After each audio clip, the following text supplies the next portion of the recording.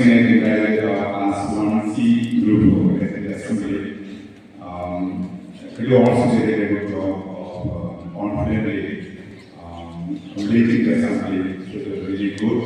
To appreciate the efforts they put in. I think they have one more day they can keep it on Thursday assembly.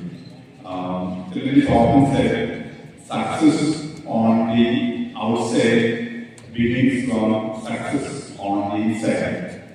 That means if you are able to control what is happening inside you, then definitely success outside will automatically take place. And I think for that, two things are very important.